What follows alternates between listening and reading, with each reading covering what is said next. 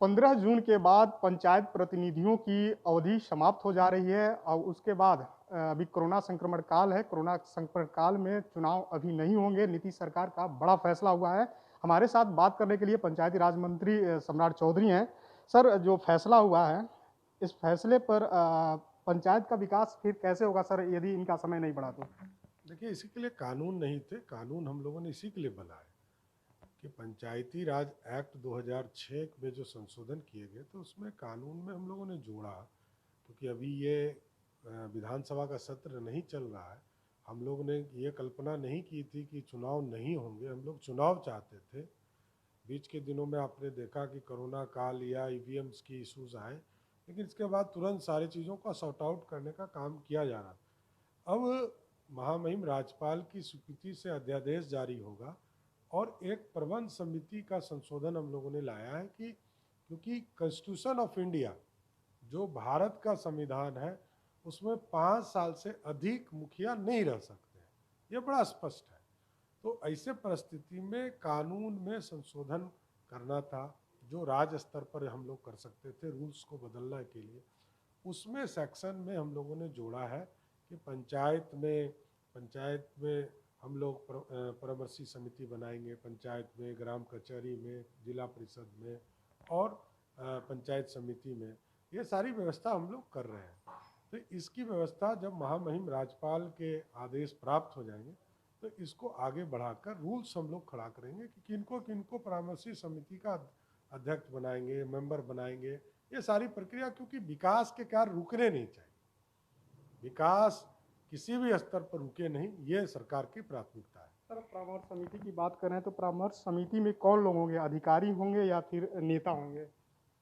देखिए, ये तो अभी तो जब तक महामहिम के यहाँ से आदेश प्राप्त नहीं होते हैं तब तक रूल्स बनाने की प्रक्रिया को हम लोग कैसे आगे बढ़ाएं। लेकिन सरकार ये जरूर चाहती है कि हम पूरी तरह लोकतंत्र की व्यवस्था करें, सामाजिक संरचना की व्यवस्था करें।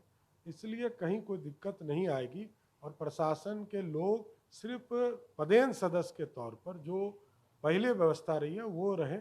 और नई व्यवस्था में हमको नहीं लगता है कि इसको करना चाहिए। लोकतंत्र ये स्थापित करने के लिए हम लोग राजनीतिक वर्कर, राजनीतिक कार्यों में लगे हुए लोग जो सामाजिक कार्य करते हैं उन्हीं को फिर से पदस्थापित क्या करेंगे। सर, ये महसूस किया जा सकता है या समझा जा सकता है कि पंचायत में जितने प्रतिनिधि हैं उन्हीं में से परामर्श समिति में एक कोई किसी को चुना जाएगा?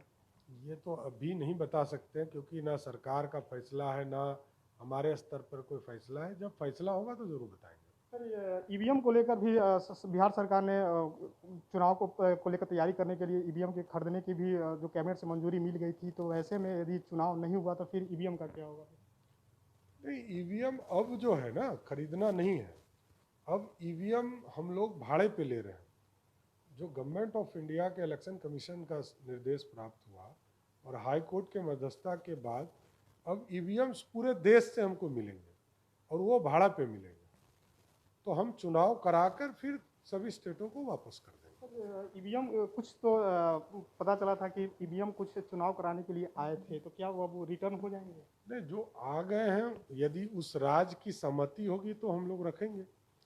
जो नहीं आए, क्योंकि कोरोना का महामारी चल रहा था तो बहुत ऐसे कार्य नहीं हो पाए हैं। लेकिन जहाँ से आ गए होंगे उसको रखेंगे और राज्य निर्वाचन आयोग को तय करना है कि उसको लौटाना है कि नहीं लौटाना है। लेकिन जब आगे की परिस्थिति चुनाव की बनेगी, क्योंकि बाढ़, बरसात और कोरोना की महामारी से जब हम निजात पाएंगे तो चुनाव की प्रक्रिया जरूर राज्य निर्वाचन आयोग को तय करना चाहिए।